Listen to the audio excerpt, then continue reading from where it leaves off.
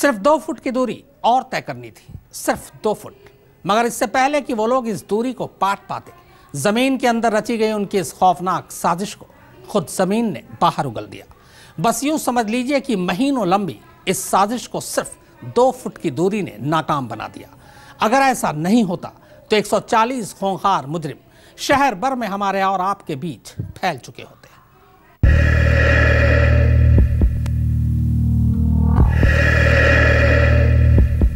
Meerut jail, अंग्रेजों के जमाने की वो जेल जहां परिंदा भी पर नहीं मार सकता।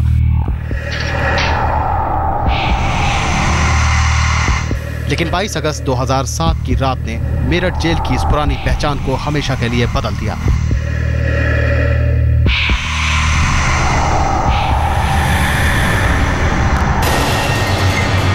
उस रात रोज की तरह जेल में खामोशी थी। जेल के वॉच टावर पर संतरी मुस्तैद थे, लेकिन ठीक इसी वक्त जेल की खामोश दीवारों के बीच एक खतरनाक साजिश रची जा रही थी।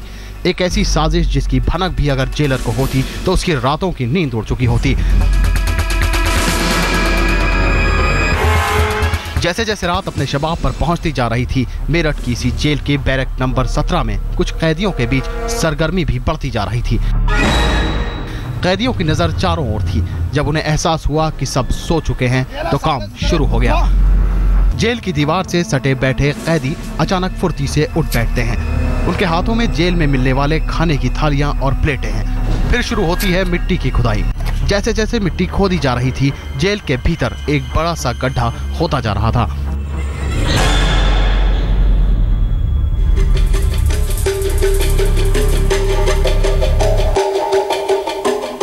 तारीख 27 अक्टूबर 2007। जेल सुपरिंटेंडेंट एस.के. श्रीवास्तव जेल की गश्त पर थे कि अचानक उनके हाथों की छड़ी एक जगह जमीन में धंस गई। फिर क्या था, उनका माथा ठनका और ताजी खुदी इस मिट्टी से बनी लकीर के साथ साथ चलते हुए वो जेल की बैरक नंबर 17 तक पहुंच गए।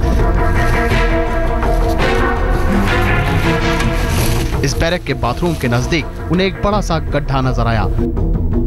10 फुट गहरे और 5 फुट चौड़े इस गड्ढे में जब उन्होंने मजदूर को उतारा तो अंदर ही अंदर वो 40 फुट तक पहुंच गया।